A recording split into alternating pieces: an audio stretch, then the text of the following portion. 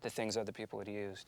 And there were some magazines in England that started writing about breakbeats and sampling and what it was all about. And I was just picking them up here in town in California, and so I'd use that as a resource and just go to my local record store. And back then, of course, nobody was looking, out here was looking for that kind of stuff, so just be like, you take it for granted, you know what I mean? I'd come up here, oh, Cerrone, Rocket in the Pocket, oh, okay. Oh, Incredible Bongo Band, cool, And, but a couple things, I picked up James Brown Payback just on a whim, because I knew James, a lot, I see James Brown's name a lot on these sample things. And it was before anybody had really used the big Payback, the song, And when people started using it, I was like, man, I could have done that. I could have done that first, And then, but the big one as well for me was my dad had Isaac Hayes' Hot Buttered Soul. And I was listening to the cut with called Hyperbolic Sesquidade, whatever. It's a long title. And I put it on a tape and was, on the same tape as like whatever else was out that week. I can't remember, like maybe some 2 Live Crew record and a BDP record or something. And was just play it in rotation with my normal diet of hip-hop. And then Public Enemy used it on Black Steel and the Hour of Chaos. And I was like, see, I can do this, you know what I mean? My dad had that record. I felt like I was in sync with the whole sample movement at that moment, Because my dad, like, had a lot of records. I mean, they were actually, my mom and my dad were at a Tower of Power concert in Oakland about 7 hours before I was born. So I always like to think that somehow that got in my system, you know what I mean? All of the things that have guided me through life come from hip-hop, you know what I mean? And I can break it down like this. I remember hearing Ice-T saying that he would never work a 9-to-5 job. And I thought, yeah, I agree with that. I remember Kool Moe Dee saying he got a degree in communications. And that's what I did, you know what I mean? I thought to myself, it was like 86, 87. I didn't know what I wanted to do in college. I had another 3 years of high school, whatever. I heard him say that, and I was like, okay. Yeah, that makes sense. I'll do that. You know what I mean? So that's what I set out to do. I mean, I can just keep breaking it down like that. It's the music. I don't know. Music has just always been there. I mean, my parents made me play piano when I was young.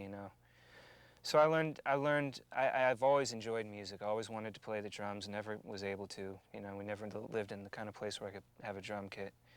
And, school, I would do what I had to do to get by, but at night I would go home and just put on the headphones and just sit there and make my own little pause mixes and make my own, scratch on Charlie Brown records and things like that, because it just felt that it was just for me, you know what I mean? It's being a DJ has always been what I've identified myself as. When you're a kid, you imitate your heroes. If your heroes are Jimi Hendrix and Jimmy Page, then you play guitar, until you imitate their riffs first of all, and then you sort of put your own spin on it and then keep going, develop your own thing. For me, I was imitating all my DJ heroes, Jam Master Jay. I mean, even up to people like DJ Too Tough from the Tough Crew, who I thought was incredible. Me and Z-Trip were just talking about him 2 days ago. And I was just trying to cut like they did and just scratch like they did. And I would do it until I could imitate it, and then I'd try and do it faster. And so those were my heroes. And then when I got into sampling and I felt like I could make tracks, and because like in 90, in 89, when I started making my own music, you couldn't really turntablism as an art form hadn't really developed yet. And even people like Cash Money, who were adept DJs, still had to rely on beats and samples to propel their songs along. So I quickly learned that that's what I had to do. And then I had to, I was imitating my heroes from the whole sample glory days. People like, again, Premier, Large Professor, Pete Rock, and a lot of lesser-known beat makers and stuff. And when it came time for me to, once I imitated them and I put my own spin on it, for some reason my spin tended to be towards eliciting some sort of emotion. My mother was a big vinyl collector, being that when I was a kid, vinyl was the only source of getting records besides cassette tapes. 8-tracks wasn't even out yet, so the thing that fascinated me mainly was just the way the labels looked and how they looked when they spun around. As a kid, certain things could attract a child that wouldn't attract an adult. Even that, I was fascinated how the needle knew when the record dropped to move over to the record. I used to try to even take it apart and figure how could a needle know when it's a 33 to start there, and if it was a 45, how to move farther inside the platter and drop down on the record. I used to go over people's house just to see what kind of record player they even had. Being that music was always in my house, as far as my mother being a big music lover, for some reason, even when I was in church, she said I used to climb up and steal the records that they had, like little church records on the wall. And after church, I would sneak in there and climb up there and try to take them down just because I wanted to have the records. I used to even come to church with a 45 in my hand. I mean, at that time, who would have thought I was going to be a DJ, producer / artist and all that stuff? But that happened, from childhood. I even have pictures of me that Stu Fine, I want my pictures back, from Wild Pitch. He has a picture of me surrounded by 45s when I was like at least maybe 6 or 7 years old. Late 79, 80, I was always going to New York to see my grandfather, who lived in Brooklyn. And every time I went, I asked him what were the top black stations to listen to, because I was always into black radio. I was also into rock too, because my older sister was into rock at the time. She was into like the Eagles and Bay City Rollers and Van Halen, all that type of stuff. So when she was coming up into that, I also had a liking for that type of music. But at the same time, going to see my grandfather on the holidays and listening to the stations and hearing Marley Marl, even then Marley Marl wasn't even on the radio yet, or Magic. But just when he used to take me around the city or take me, just shopping or whatever, he was already hearing the music because people had mixtapes from from T Connection and Rooftop. There was all live tapes that people taped after being at a gig. It's just like, to this day, if I do a party, I pop a tape in and I record it because I want to play back and see how I did, how I responded, how I made the crowd rock. So when I was seeing kids walking around with the big radios already blasting that type of music, I was like, where are they getting this from as a kid? I mean, I probably was almost like 11 or 12, and before I got to junior high. So to hear it then, it just put me into the perspective that, that this is something new, but it automatically grabbed me because the sound of it and the attitude of people rocking over a mic and not singing let me know that was something new that was going to be emerging. I've always liked stuff that was hard and emotional. I like stuff that has, that impact that makes you feel like you're moving a big truck, or a truck is just slammed into a wall. I mean, it's a release for me. I mean, some people can't take that type of an impact. Some people can. I've always been moved by something like that.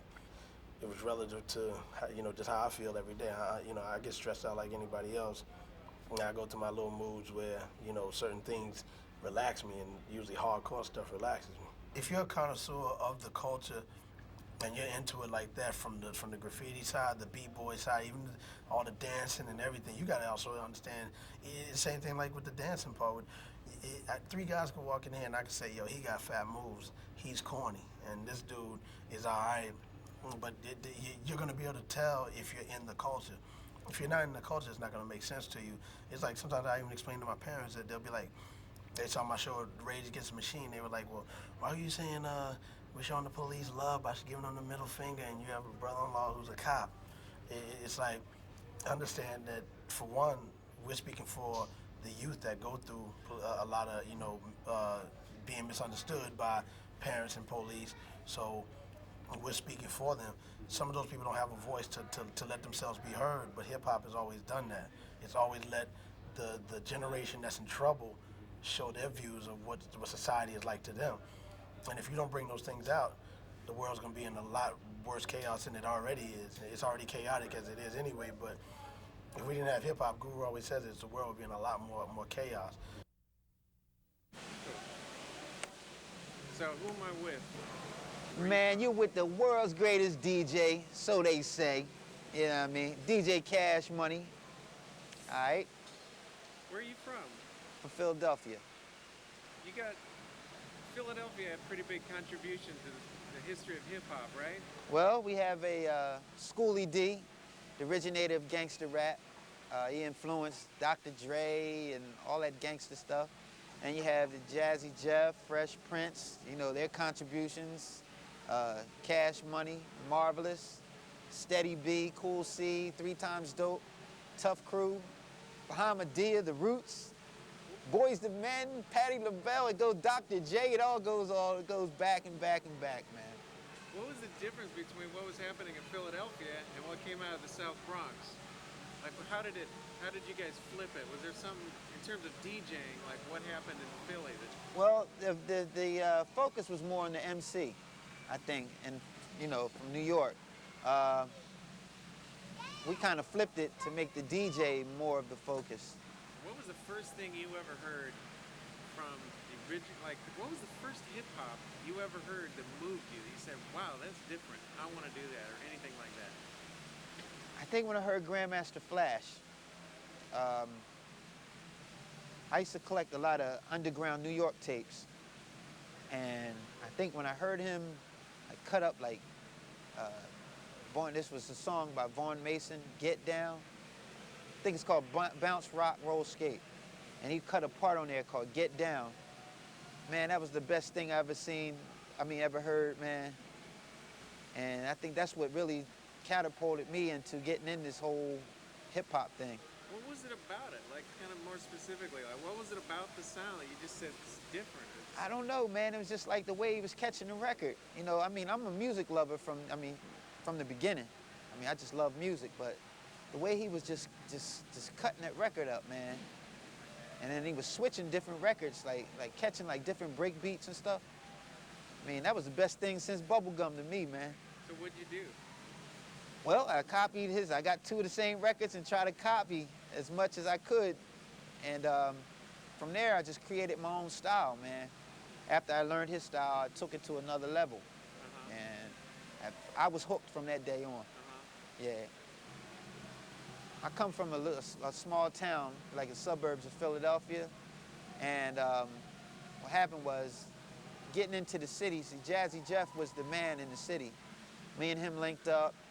He got me a few parties and stuff like that. Then my reputation started growing. You know, I went from doing tapes to doing house parties to doing college parties and school dances. Then I started doing parties up in like different states. Then from there, I entered this thing called the New Music Seminar, which was in New York. And that kind of like catapulted my whole career. It kind of worked out beautifully because I had an album. I was signed to Sleeping Bag Records. So you got the new release. He's the new champion, you know. So it kind of, like people in England or yeah, that's what he was kind of telling me. yeah, and it kind of really catapulted my my career real fast. Was that a shock?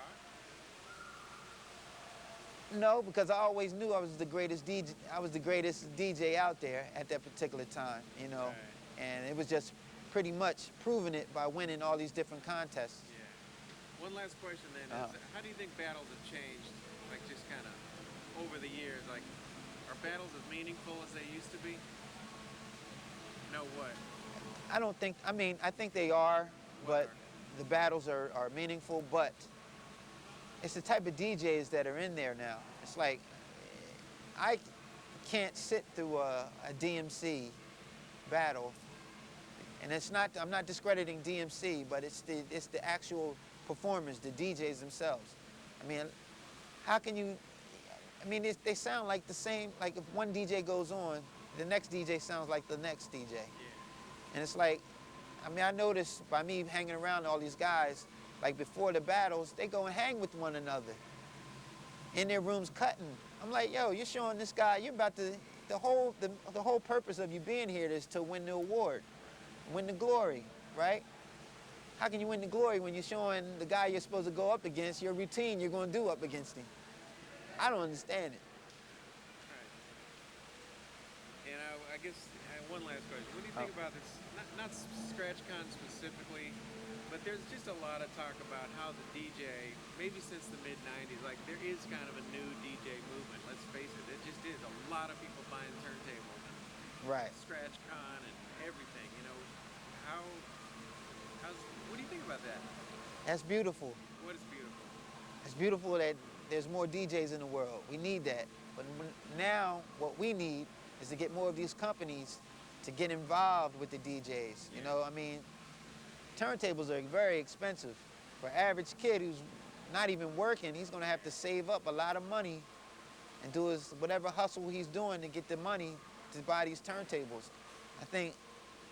I know the companies don't ask the DJs to buy their equipment or whatever, but come on, you have to give something back. You know, you have to. Cool. You know, Where'd you get your name from? DJ Cash Money came from, I play basketball, and I'll say it, I'm real good at playing ball, all right? Every time I used to shoot, everybody used to say, oh, that's money. So, but at that particular era, everybody was a grandmaster or a cut master, something. Right. So I didn't want to be called the same name as everybody else. So I just applied Cash Money, added DJ, boom, here I am. Cool. You know what I mean? Anything else? One thing, yeah. You said you're real good at basketball, and there's a level of confidence you have and a level of like humility you have. How do you balance the two, and is that important with people? Confidence is very important because you have to know when you're performing, if you show any sign of weakness with your crowd's gonna know it. If you don't show it, like whenever I perform, I mean, I'm really a humble guy, but when the camera's on, I'm confident, man, because it's showtime. We're rolling? Okay. So, you can ignore the camera. Okay. And we'll just have a conversation. Oh, cool. Sorry about that. So, like, all around, well-rounded DJ, what qualities? You know, I think someone who can mix as well as scratch. You know, that knows what to do with two records, not just put one record on, can scratch over top of it. You know, it's just rounding all of the skills of being a DJ. You know, Right. being able to adapt to anything that happens. Do you worry sometimes, like, especially nowadays with the scratching phenomenon? I mean, it's everywhere. Everybody's scratching. Like, do you feel like it's getting too technical? No, never, No never. way. I mean, I think there was a time that I remember thinking that there could be nothing else done with turntables, and to look at what guys like Qbert, Rock Raider, Craze, have turned it into. You can only imagine what it's going to be like in the future. So I don't want to put any limits on it being too technical. That just broadens the field. Right. Now, you produced a lot. I mean, there was a time when, like, a lot of DJs just became producers. So how did that kind of come about for you? Well, I mean, I think a DJ is a producer. I mean, when you DJ in a party, you're producing a party. It's your job to make people dance. It's your job, to keep it going, to kind of keep it so that there's no fights or anything. So pretty much you're a producer, and you just don't really know the technical term of it, And then, what happens is when you get into crews or you have an MC, you're basically producing his track for him. You're keeping the beat steady, making sure, knowing when to come in and out, And I think it's just a natural progression for DJs, to want to get a drum machine and make beats and put cuts over top of it. I mean, I think, a lot of it comes down to the MC. I mean, I like to do all kinds of beats, and I think what I got really known for was, the beats that I did for Will and the cuts that we did. But I mean, a lot of it, especially the early stuff, was really, just what hip hop was about, bragging about the DJ's the best, and, what he can do. And, and that's what we used to do at a lot of the house parties in Philly on, on tapes, so we just kind of turned that into records. Uh-huh. Were mixtapes a big part of that? Absolutely, it was Yeah, huge. I I mean, need that was somebody to tell that me was the that was the, mixtape. that was the only form that we had to get, all of this stuff around. We would make a mixtape, and see, back then it's different because we would make one or make two copies and just give them to somebody. And what happens is they're dubbed and dubbed and dubbed. It wasn't you giving everybody fresh tapes. You know, so you would get a tape that would be probably 100th generation, and it would just sound like this, and you couldn't understand it. But you picked out all of the MC's rhymes, and you picked out all the DJ's cuts. Right. You know. Help me with a little bit of history, like if like from the old school, because there's this whole theme in this movie now that like after the old school, the DJ kind of faded out, like the old school DJ, because MC sort of took over.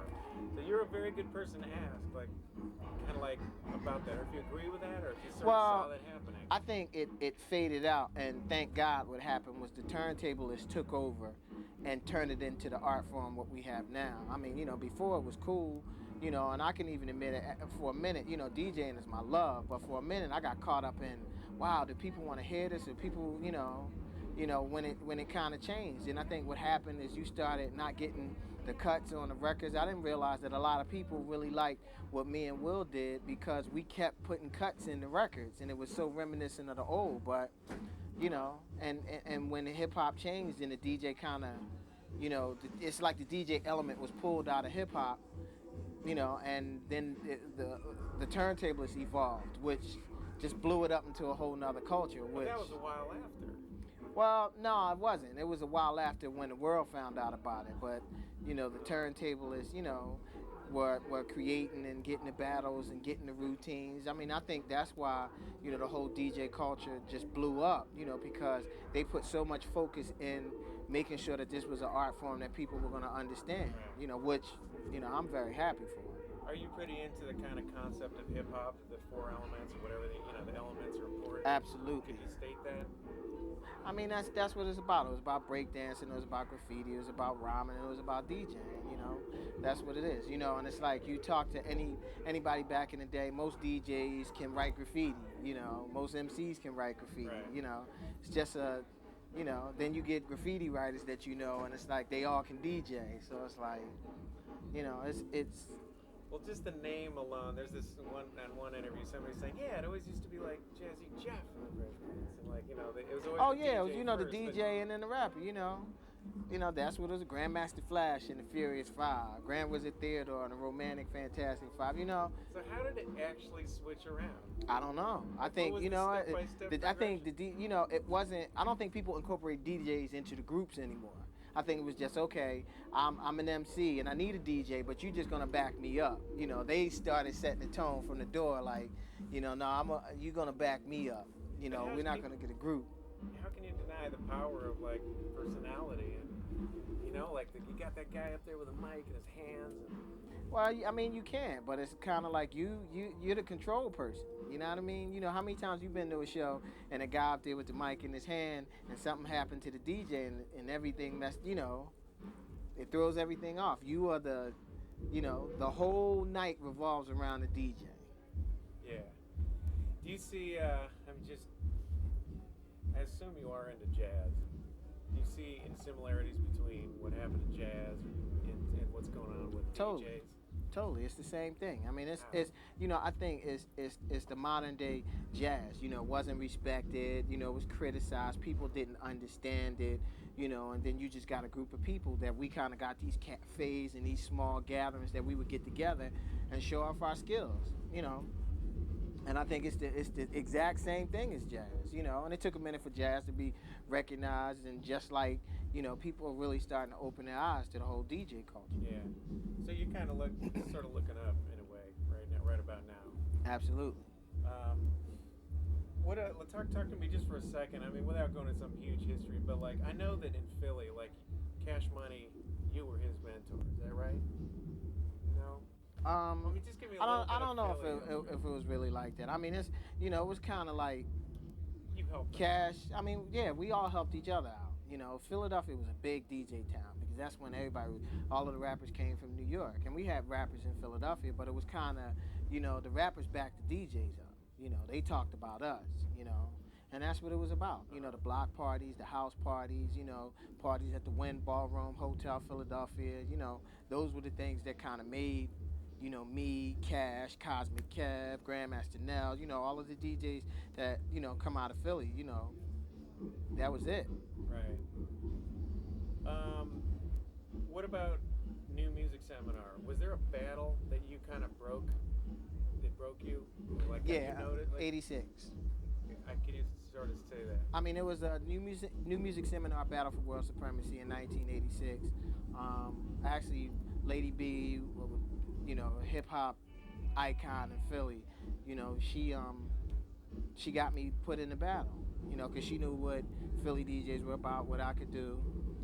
Got up, and, you know, nobody really thought that I had a chance, because nobody really knew. I mean, there's a couple DJs that kind of knew from coming to Philly, you know, and just walked through everybody and just won. Right. You know, and it was cool, because it was like I won that year, Cash won the next year, Miz won the year after that, so it was kind of Philly, Philly, Philly. If it's true that, you know, not to keep harping on this, but if the MC just kind of took over for a while, was battles a way for DJs to still shine? Like, did that solve a problem for a DJ? Well, I mean, you got to keep in mind, battles were in hip hop. Battles was in breakdancing. They had graffiti battles. Battles were in, you know, MCing as well as DJing. So I think it's just, you know, that was the whole thing of like, you know, I can, you know, I have fresh enough material that if I'm called out on the spot, I can come up with something, you know, and whatever are the four elements of hip hop you were in. You know, I think, you know, battling was just a part of it. Right. You know, you at a party, somebody says something that they can do this, you let them go on, let them see what they could do, then you go on, see what you could do, you know. How did you feel when you won that first time? I was extremely happy, you know, because to know that, you know, you looked at yourself that you were good, you know, and then to get an opportunity to show it and win, you know, it's kind of really made me feel good. Right. One last question. I always ask everybody, first time you ever got a turntable, what was the first thing you were just like, I gotta do this? Well, you know what? When I got a turntable, it was before people were mixing, so I don't remember. You know, I think it was was just. Was there a moment you said, I'm going to be a hip hop DJ? You know, because I was around when hip hop started, so it was, from the door, it was like I am a hip hop DJ. It wasn't like I was gonna be. It was like, no, I'm one of those. I'm a hip hop DJ.